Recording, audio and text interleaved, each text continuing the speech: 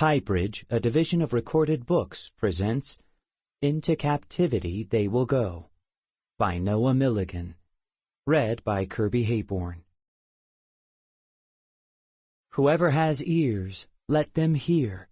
If anyone is to go into captivity they will go. If anyone is to be killed with the sword they will be killed. Revelation chapter 13, verse 10. The Book of Genesis. Chapter 1. This is the story she told him. It was before dawn when she arrived, so dark she couldn't make out her stepfather in front of her, just hear his footsteps scraping through the underbrush. The woods were still quiet. It smelled like burnt leaves and the threat of rain. Caleb Gunter traveled the well-worn path by memory, avoiding holes and jagged limestone. She'd walked this path thousands of times before, hauling pails and shovels and rakes from the barn to the garden, from the garden back to the barn. To the east, she knew, was Bluestem Lake. To her north, the plains of Kansas. The west, the Panhandle. In between were ravines, knolls, and miles of blackjack oak. The land was dotted by coyotes, whitetail, and rabbit. Oil rigs churned in the nearby fields, and gravel roads sparkled with empty bush cans and broken-down Chevys. She'd been raised here. She'd toiled here. She'd grown stronger here. It was the exact place she was supposed to be. The barn was already prepared. Dried hay covered the floor like a threadbare carpet. Fluorescent lamps illuminated the room. The light was iridescent, almost purple. In the middle, her stepfather had prepared a pallet underneath an old blanket, stitched together by her grandmother when she'd been a child. Evelyn remembered wrapping up in it when the adults were busy with dominoes or spades, laughing at jokes she didn't understand, drinking gin and tonics until they got boisterous, accusatory, angry even. That morning it offered little support, worn thin throughout the decades, the ground hard underneath, the hay stabbing her, but she didn't complain. She just lay and breathed and stared up at the loft above her. Her stepfather draped a sheet over her and lit 4 candles, placed them above her head, by her shoulders, and the last at her feet. He'd always been a mystery to her. He'd shown up in her life after she was grown, having one day materialized out of thin air, already a permanent fixture in her mother's life. She didn't even remember the first time she'd met him, really. Just one day he was at Thanksgiving, then Sunday service, and then Thursday dinner, cutting his pork chop with a knife long worn dull. He rarely spoke, prayed often, and taught her and her mother the value of being a good Christian. She didn't know much about his past. He'd spent some time in the army, served in Korea, was once a long-haul truck driver, just stuff she'd been able to glean from pictures he had tucked away in books and shoeboxes. He didn't speak of his life before, and she didn't ask. He just was, and that was all right by Evelyn. He stabilized her mother. She no longer took pills. She no longer burned things for no reason, and, for that, Evelyn could spare him interrogation. The candles emitted pockets of warmth around her, but most of her body remained frigid.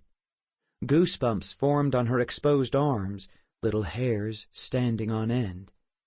He sprinkled water over her forehead, over her hands, and down her torso in the shape of a cross. It was cold and pooled on her skin, and he then began to pray. His prayer was barely audible but grew louder as he continued. His eyes rolled back into his head, and he convulsed, the words rising from him like a root out of the earth, until Evelyn swore she felt the consonants vibrating her insides.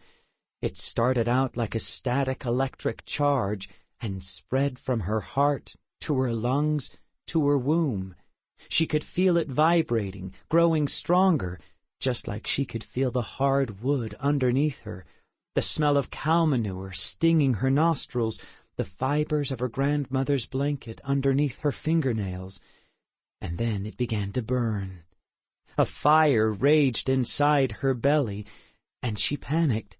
The pain was immense, worse than childbirth, worse than when she'd had the miscarriage, worse even than when the doctor had told her she couldn't have any more children. It consumed her. It was eating her alive. She screamed and she writhed, but her stepfather held her down. She pushed up against him, but he was stronger than her. A scream formed inside of her chest. It grew and bubbled and was pushing out of her throat until she didn't think she could take it any more. She was going to die. She was sure of it. But then it was done. It was over faster than it had arrived, and when her stepfather was finished with his prayer, he helped her to her feet. "Rest," he said. "You're going to need your strength." 11 weeks later, her doctor told her she was pregnant. He called it a miracle. Evelyn didn't have the heart to tell him. He was more right than he knew. Chapter 2. Papa and Grandma lived in what had once been the Osage Reservation on the outskirts of Pawhuska. They'd moved there when Caleb had been very young, the family farm having gone the way most things do when given enough time, worn, decrepit, and abandoned, and so it was the only place he ever knew his grandparents to live. The neighborhood consisted of small homes, all of them identical, single-car garage, ranch style with a flat roof, storm shelter in the backyard, no trees, uncurbed streets. Papa and Grandma's house was no different. Inside it was dark, smelled of garlic, chicken noodle soup, and chores. Every time Caleb visited, he had to mow the lawn, or rake the leaves, or clean the gutters. He'd earned blisters there. He'd grown muscles. Inside it was cluttered. Caleb figured his grandmother hadn't thrown anything away ever. She had 2 pianos pushed up against the wall, old box-type things that needed to be tuned. At their legs was stacked sheet music reaching Caleb's waist. There were broken clocks and cookbooks and decades' worth of newspapers. Caleb liked to dig through these when he visited, reading news stories that had happened before he'd been born. Watergate, the moon landing, the Tet Offensive, imagining these events were happening in real time. What things would be like then. In the corner was a cracked leather chair. Papa sat there, trails of tobacco smoke leaking out of his nostrils. He typically didn't pay too much attention to Caleb when he was around, and that was all right with him. His papa scared him. He rarely spoke, and when he did, it was often one-word sentences. Rake, he'd command. Water. Shovel. Plant. Weed. Now. And Caleb knew better than to disobey. Out front was an oak tree, and if Caleb or his older brother Jonah ever misbehaved, Papa was quick to tear off a switch and lap their thighs until they bled. "You've heard the story of Abraham?" Papa asked Caleb. Jonah sat next to them but wasn't paying attention, instead engrossed in Saturday cartoons. Batman was playing, and the Caped Crusader fought the Joker's henchmen, walloping them with a bang and a bam highlighted in cartoon bubbles. When Caleb was alone with Papa, he often questioned Caleb about the Bible. It was a test, Caleb knew, and he always grew nervous when his papa quizzed him. It felt like an interrogation, in a way, like he was being accused of something. "Yes," Caleb said. Caleb's mother and father were there too, but they were off in the back of the house with Grandma. They weren't visiting for a special occasion. It wasn't Memorial Day or Thanksgiving or a birthday, just a trip. But his mother and father hadn't offered any more details. They'd been doing this more and more lately, keeping things from their kids, not telling the whole truth. Caleb knew they were hiding something by the way his mother wouldn't look him in the eye that morning when they'd told Caleb and Jonah to get in the car. The way his father wouldn't talk, jaw muscles hardened. Caleb had asked Jonah about it, but he'd just shrugged. If something was wrong, he'd said, we'd know about it by now. Abraham was a man of God, Caleb continued, and God told him to sacrifice his son, climb a mountain and slit his throat.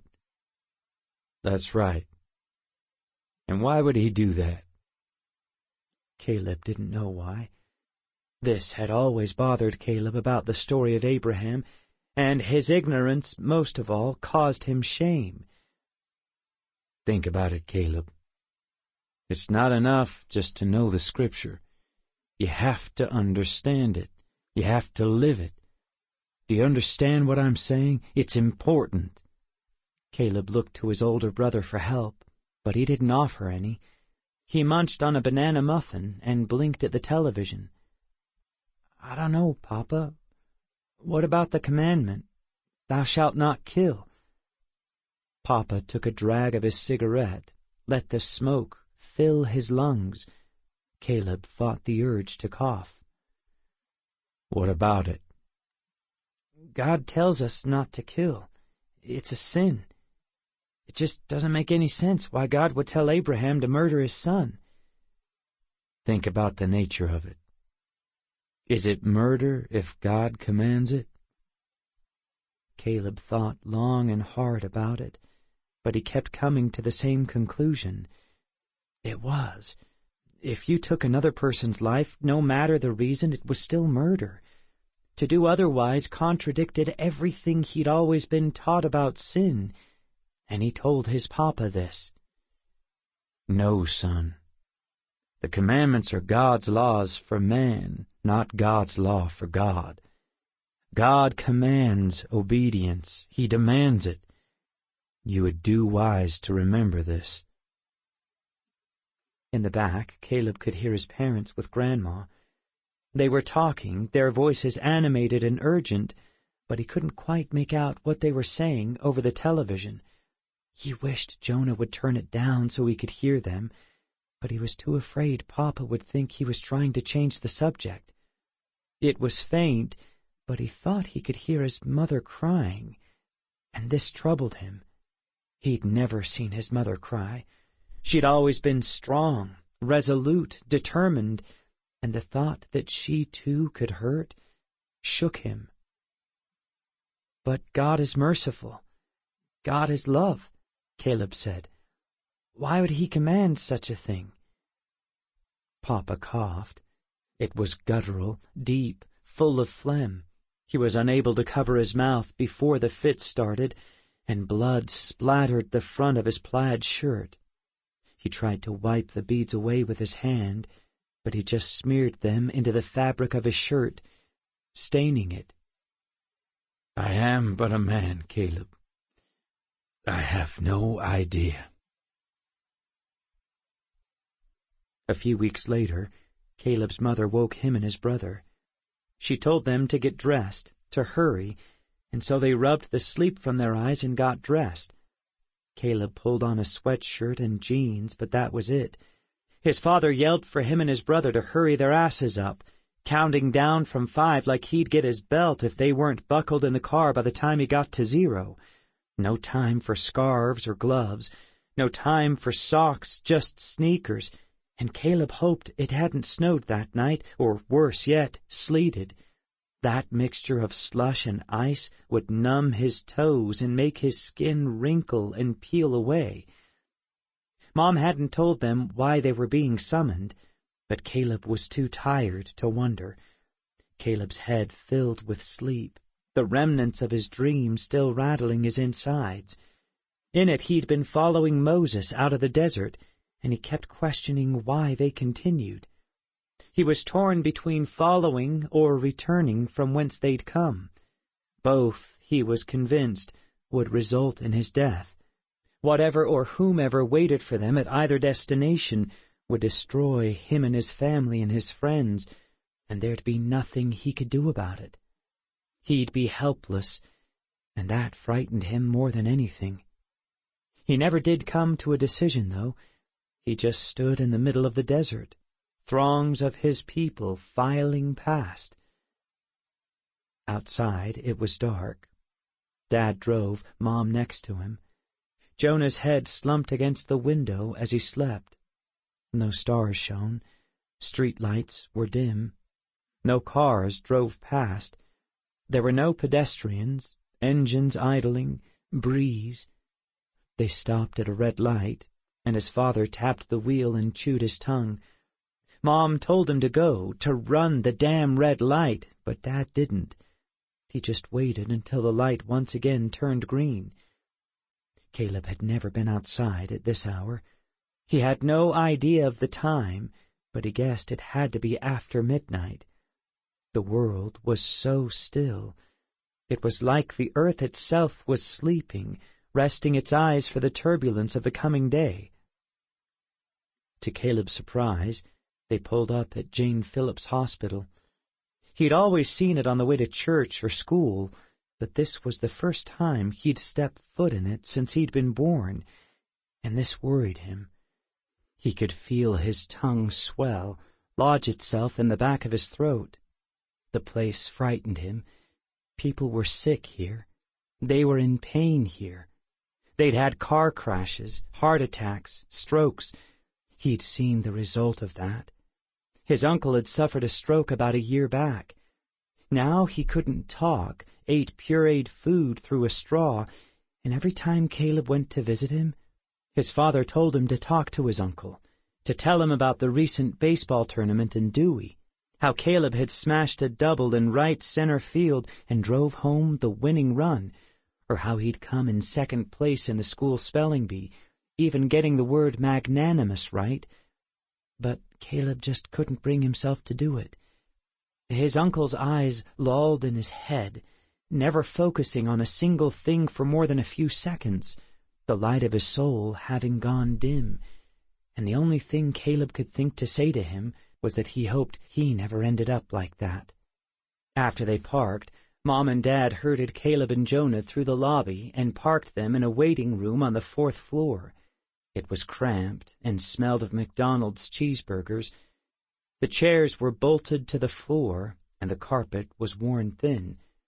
One other family shared the small room, a mom and a dad and 2 small children, the oldest probably a couple years younger than Caleb, pushing around a toy truck, and a toddler, his diaper wet and full. The parents looked scared, their eyes glazed over as they stared at a late-night infomercial. "Wait here," Mom told Caleb and Jonah, "and don't touch anything." Mom and Dad disappeared behind 2 swinging doors, and Caleb blinked his eyes, willing them to stay open. "This is about Papa, isn't it?" Caleb asked Jonah. His older brother shrugged. "Probably." He fidgeted in his seat and tried to get comfortable, resting his head against the cinder-block wall, eyes closed. "Is he sick?" "I heard Mom and Dad talking. He's got cancer, had it for a while now." Caleb's head felt heavy, his eyelids. In one moment he was back in the desert, the next he was sitting next to his brother. "Why didn't they tell us?" Jonah shrugged. "Mom's been acting crazy. Guess they figured if she couldn't take it, we wouldn't be able to either. You ever know anyone who died before?" Jonah shook his head. "A guy in my class hit a tree while skiing. Didn't really know him, though." For a while they just sat there. Caleb fought off sleep, his head drooping toward his chest, then jerking upward. Once he smacked his head against the wall behind him. It caused the family on the other side of the waiting room to jump, to blink at him, but then they returned to their infomercial, learning more about the weight loss miracle, the tread climber. "Do you think he's scared?" Caleb asked. Jonah shrugged. Sure. Wouldn't you be? I don't think so. Whatever. I'd be going to heaven. What's there to be scared of? You really believe in all that, don't you? You don't? Jonah grabbed the remote from the table between him and the other family and flipped through the channels. The other family looked at him in disbelief, but Jonah didn't pay them any mind. He found an old Western playing, John Wayne in True Grit. Nah, he said. Just seems too good to be true. An hour later, Caleb visited Papa for the last time. It wasn't anything like Caleb had expected. Tubes plugged Papa's nostrils. An IV was stuck in his arm, the tape stained red with blood. He hadn't shaved, and gray stubble spotted his chin and cheeks. His beard was sparse and thin, like he was too weak to grow facial hair, the strands themselves infected with cancer. A machine beeped next to his head. Beep. Pause. Pause. Pause. Beep. Pause. Pause. Pause. Caleb's heartbeat filled the pauses. He could feel it pounding in his ears. If you want to say goodbye, Mom said, now's the time. Caleb tried to think of something to say, a reassurance, a prayer, a simple goodbye, but he couldn't bring himself to form the words. He couldn't bring himself to take a step closer. It took all he had to just look at Papa. He didn't appear to be in pain, which Caleb was thankful for, but he wasn't the same man. He was weaker, debilitated, strange. The light and fire that had once filled him had blinked out, and all that remained was a viscous shell.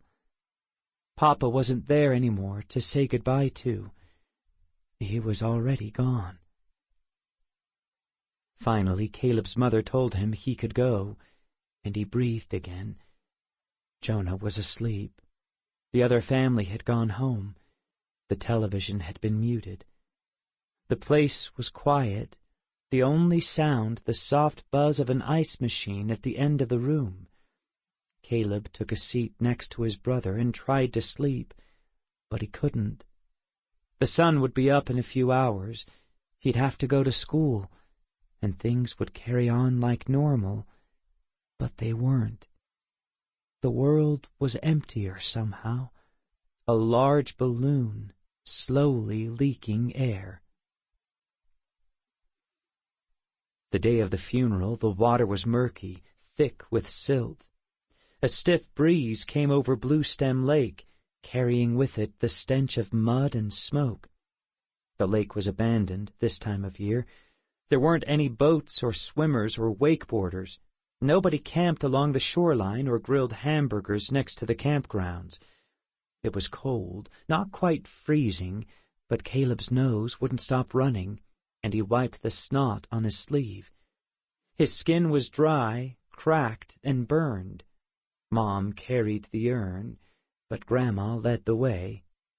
Dad, Jonah, and Caleb followed behind, taking careful steps over the warped boards of the dock. On the other side of the lake, smoke billowed over the canopy. Caleb couldn't tell if it was controlled or if it was a forest fire. The smoke was thick and dark, too black to be a simple campfire. Some kids might have been setting off fireworks, maybe caught a dead oak with a Roman candle. It had happened before. The previous summer 10 acres had burned before the fire department was able to get it under control. It was a ranch that had burned, the fields burnt brown, the ash swirling up into the sky and covering the hillside like a dense, thick fog. A couple of teenagers were found responsible, charged with arson, sent to juvenile hall. Mom had used the episode as a warning to Caleb and Jonah. If they ever did anything of the sort, the cops wouldn't get a chance to punish them. She'd bury them before anyone else could. and Caleb believed her. His mother never lied. Caleb was surprised at how loud it was out there. The wind, the blackjack limbs rustling, the kickback of a pickup muffler, a doe and her fawn roaming through the underbrush. It was louder than the city, even. Every once in a while a hunter's rifle shot echoed over the canopy. Waves crashed against the shore. Everything seemed to accumulate into a cacophonous bubbling, humming against the backdrop. Caleb found it odd it was just them saying goodbye to Papa. He'd been a well-liked man, respected.